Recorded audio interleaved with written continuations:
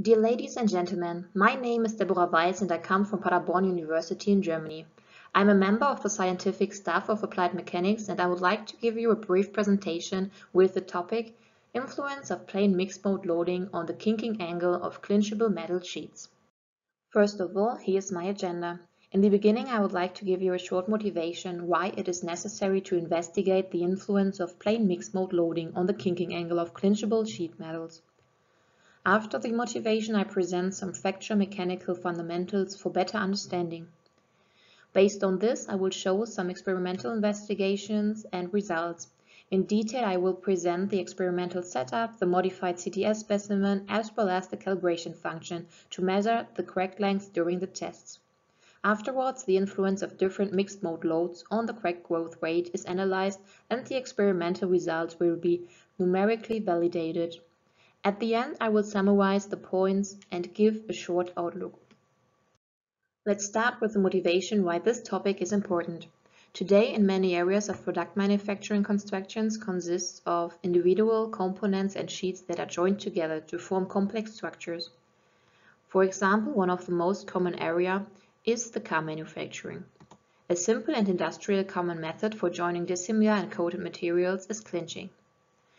For component design, mechanical parameters, e.g. static strength and fatigue strength, are required. At the same time, fracture mechanical parameters are necessary to design components from a fracture mechanical point of view and to evaluate cracked components with respect to crack propagation and the achievable crack growth lifetime. The last two mentioned points are the starting point for my presentation. The cracks may have already occurred during the joining process, clinching, as you can see in this grinding pattern, or may develop as a result of operational stress and corrosion.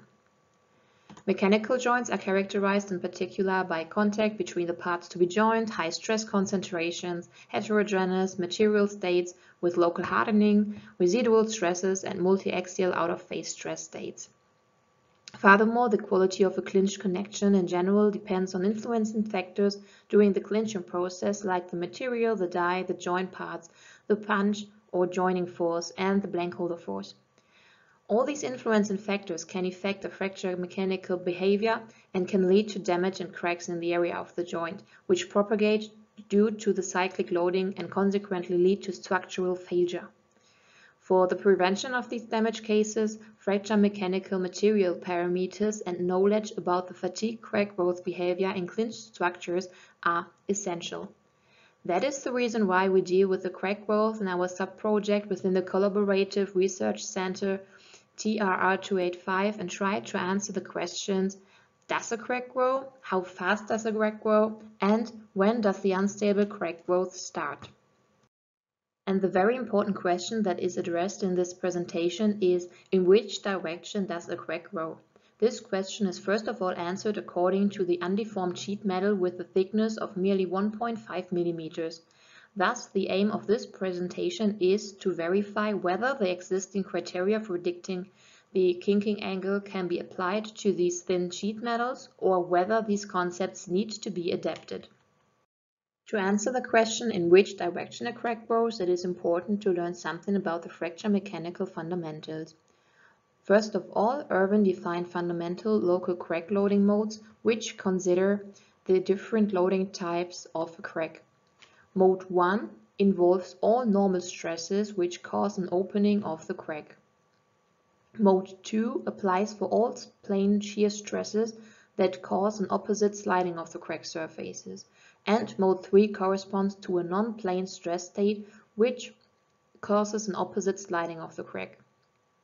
For each crack loading mode exists a definition for the stress intensity factor. The stress intensity factor describes the intensity of the singular stress fields and is simultaneously a measure of the magnitude of the displacements in the crack area. The stress intensity factors depend, for example, on external load of the component and length, depth, and position of crack. They describe the intensity, but not the distribution of stresses and displacements near the crack. With different loads, different crack propagation occurs, and for example, mode 1 results in a kinking angle of 0 degree and mode 2 leads to a kinking angle of 70 degrees. A superposition of a mode 1 and mode 2 load leads to a mixed mode stress situation and a kinking angle between 0 and 70 degrees. There exist many different concepts to predict the kinking angle under plain mixed mode loading. For example, the criterion by Z, the criterion by Erdogan and Z, the criterion by Amstoy, Bui and Langwan, and the criterion by Richard. The prediction of kinking angles as a function of the mixed mode ratio is shown for the different concepts in this graphic. In addition, a comparison was made with experimental results. The focus of this presentation lies, for example, on the K-concept by Richard and the MTS criterion by Erdogan and Z.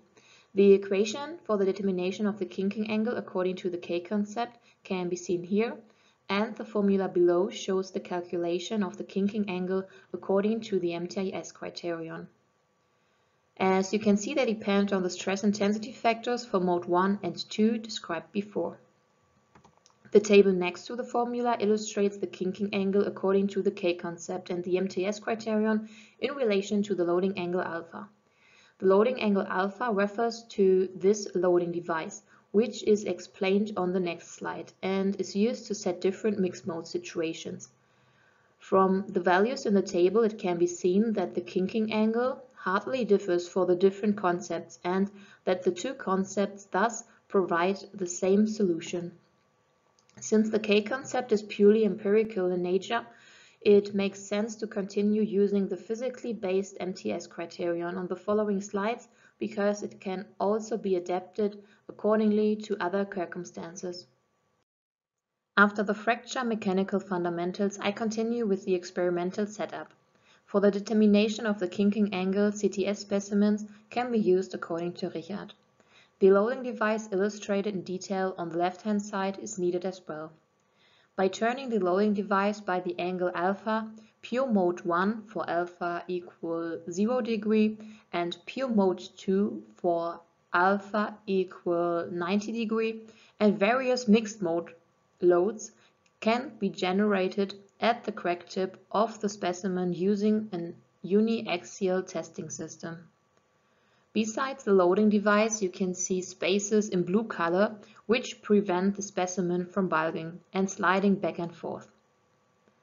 The test setup consists of a tested specimen, a reference specimen, a measuring device, and a PC with evaluation software. The reference specimen is used to compare the initial crack length with the crack length of the tested specimen during the experiment by means of the direct current potential drop method.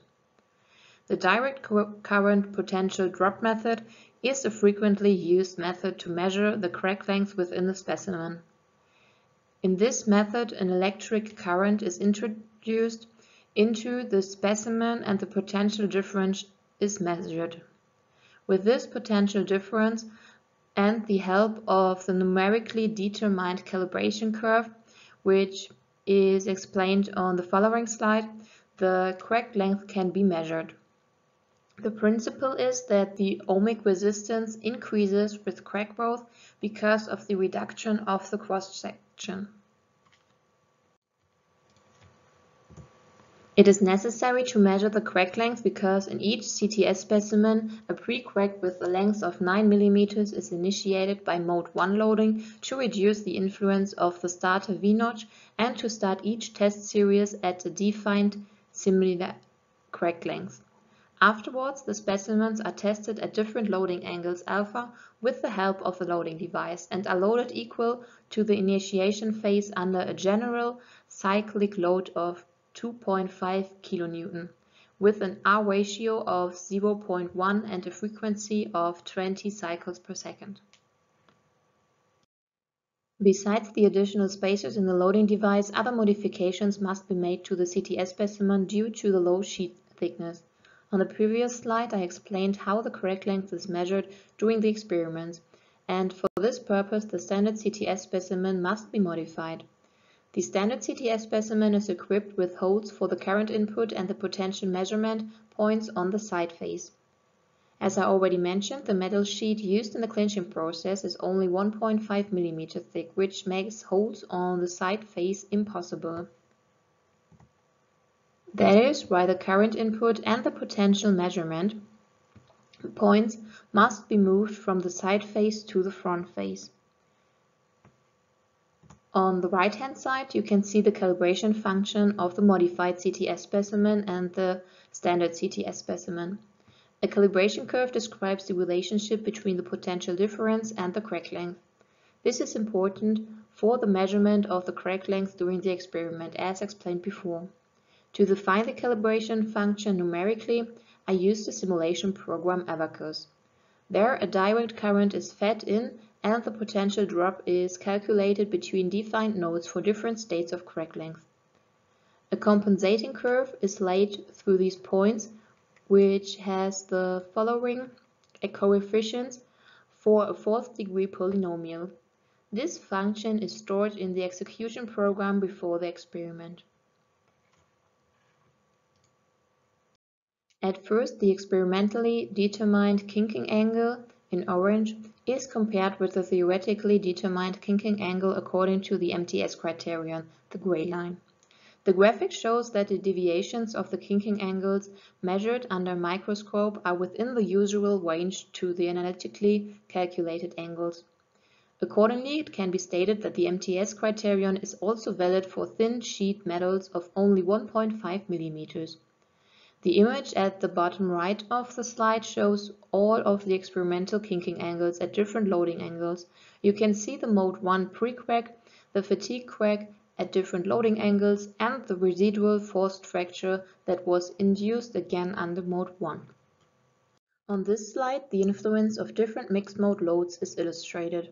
Up to a crack length of 54 mm, a pre-crack is initiated under mode 1 loading with a maximum force of 2.5 kN. Then the loading device is reclamped and the test is subsequently continued with a maximum force of 2.5 kN. With an increase of the loading angle alpha, the amount of mode 2 at the crack tip increases, thus the cyclic equivalent stress intensity factor as well as the crack growth rate decreases. In addition, the number of cycles is noted on the far right of the graphic. It can be seen that the number of load cycles increases with increasing loading angle, which can also be explained by the fact that the crack initiation phase after reclamping takes longer with increasing amount of mode 2. Furthermore, the crack growth rate is lower with higher loading angle. During my presentation, it could be illustrated that the MTS concept is also applicable for thin structures. This means, as far as the crack propagation direction is concerned, these thin structures behave in the same way as the normal or thicker specimens. With this knowledge, the existing programs like AdaptCrack 3D can still use the MTS criterion to predict crack propagation in thin structures as well. For better illustration, the crack path predicted by the simulation program is highlighted in red color. Exemplary, the result of the numerically determined crack path for the loading angle of 75 degrees is shown on this slide. The comparison with the experimental results show that it is possible to predict the crack path by simulation. Ladies and gentlemen, now I want to conclude by summing up the most important results. First of all, the topic of this presentation was to investigate the influence of plain mixed mode loading on the kinking angle of clinchable sheet metals in order to investigate the applicability of the MTS concept for thin structures.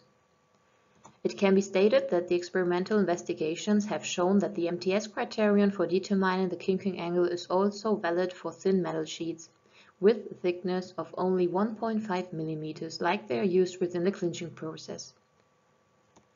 There couldn't have been observed any bulging during the experimental investigations. Furthermore, the criterion implemented in AdaptCrack 3D to determine the kinking angle does not require adjustment. In the future, the influence of multi-axial out-of-phase stress states on the kinking angle must be examined. In the end, I want to thank you for your attention. I hope you have enjoyed my presentation. If there are any questions left, do not hesitate to ask or send me an email to the given email address.